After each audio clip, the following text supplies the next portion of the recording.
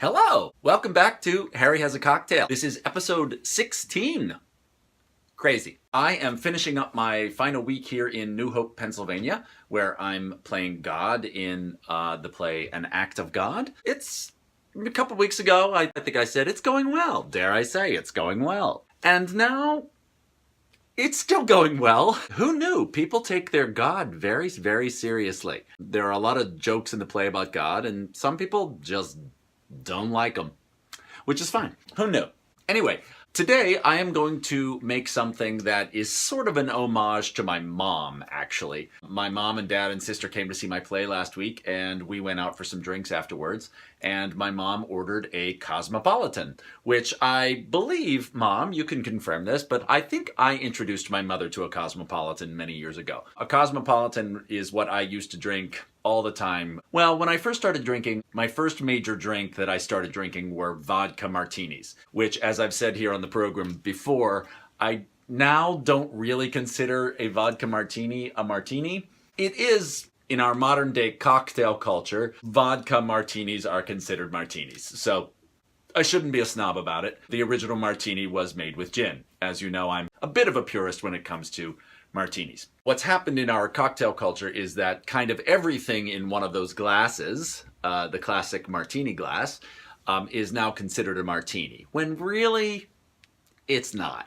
Anyway, I'm getting way into the weird ephemera and peculiarities of cocktail culture. Anyway, so a Cosmopolitan, which is vodka and triple sec and lime juice and cranberry juice, just to give it some color. My mother loves them, and she had one last week when she was visiting me. But here I am in New Hope, and I'm basically trying to use up the rest of my booze before I head back, so that I don't have to ship it back or take it back with me to New York. I could probably just leave it here for someone, but anyway, I generally don't leave my booze behind.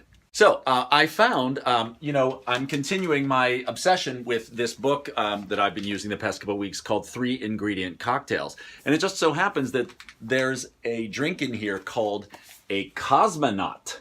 That's what I'm going to make today. This drink was created by a man named Sasha Petraske. He is a man who is pretty much credited for reintroducing modern-day cocktail culture. Sasha Petraske was the man behind the legendary modern speakeasy called Milk and Honey. This is a private club in New York and I believe London. Petraske died in 2015. He was devoted to classic cocktails and pared-down liquid constructions. He was a bit of a purist as well. Also, I hope it's clear from my videos that I am by no means an expert in cocktails in any way. I just like drinking them. I just enjoy making them, and especially at parties and things, and when we have friends over, I just love making them. So I hope you enjoy these, but I am by no means an expert, as I'm sure you could tell, like from last week after I was making my twists and it was a complete disaster. Petraske, something that I found out about today about Milk and Honey that I really love, that I wanted to share with you a little bit. There are some house rules to the private club Milk and Honey. Rules like no name dropping, no hooting, hollering, shouting, or loud behavior, no fighting, play fighting, and no talking about fighting. Gentlemen will remove their hats, hooks provided. And this is the one I loved the most. Gentlemen will introduce themselves to ladies. Ladies, feel free to start a conversation or ask the bartender to introduce you. If a man you don't know speaks to you, please lift your chin slightly and ignore him. I love that.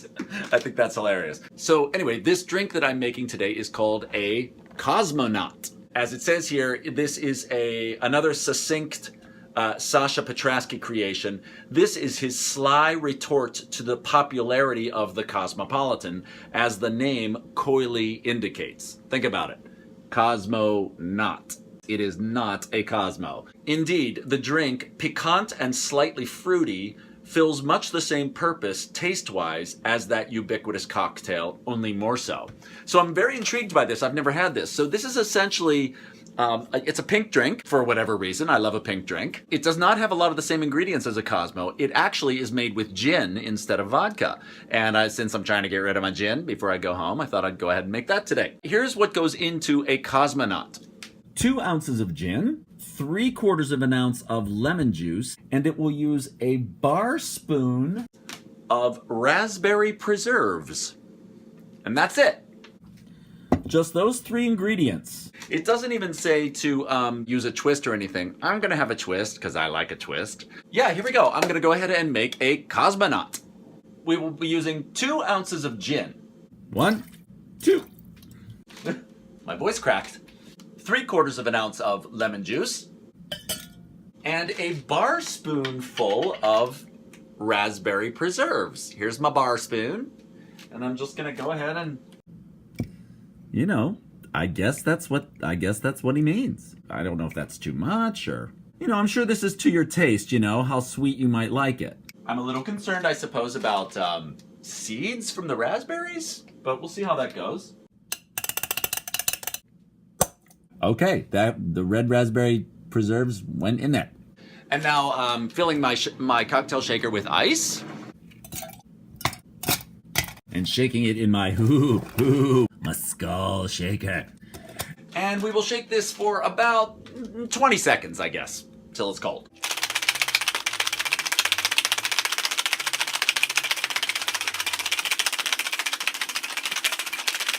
Okay, let's look at it. Let's see what it's like. Ooh, it's very pink. Ooh, I love it. And now we're going to strain it into a chilled coupe glass. Ooh, it's so chilly. Here we go. Look at that. Oh, that's so pink and pretty. Oh. And then I'm going to take my twist and express your twist. Express yourself. Maybe we can see it here. I don't know. Can you see it? Yeah, you can see it. I think you can see it there. When you twist it, the oils express themselves. Go ahead and run it along the edge. You know, you can try to make it pretty if you want. You know, or just, you know, drop it in there. Whatever. All right. So let's try this. This is the Cosmonaut. Ooh! See, this is very interesting. Because while this is, to be perfectly honest, this is nothing like a Cosmo. Nothing at all. It's exactly what the recipe says. It's extremely piquant, meaning, I guess piquant means sour? What does piquant mean? Piquant means like piquant. I don't know what it means, but it's tart. It's extremely tart because look, all you've got in here is gin, lemon juice, and a little bit of the red raspberry preserves. And frankly, depending on how much sugar is in the preserves, that's going to determine how sweet this is going to be. As I've been learning with these 3-ingredient cocktails, you know, the classic 3-ingredient cocktails are you add a spirit, a sweetener, and a bitter. So the bitter in this was the lemon juice, the spirit was the gin, and the sweetener was the raspberry preserves. But I gotta say, I mean, I guess it would depend on what you buy. This brand that I bought, you know, it has sugar in it, but this is really not sweet at all. And when you make a Cosmo, ooh, it's a little sweeter now that I'm drinking it. Boy, these work fast. When you drink a Cosmo, because you're putting triple sec in, or whatever orange liqueur you're using, you can also use Cointreau, which is also an orange liqueur. Those mixers have sugar in them. So they're adding something sweet to your drink, in addition to the orange flavor that it has. These raspberry preserves didn't really have a lot of sugar in it, so there's really not much sweetness to this at all. Which, I gotta tell you, I prefer. So there you have it. This is a Cosmonaut. Look how pretty it is. So, Mom, I'll make this for you next time, and I don't think you'll like this. Because I think it'll be too tart for you. What I really love about it is that you can still taste the gin in here.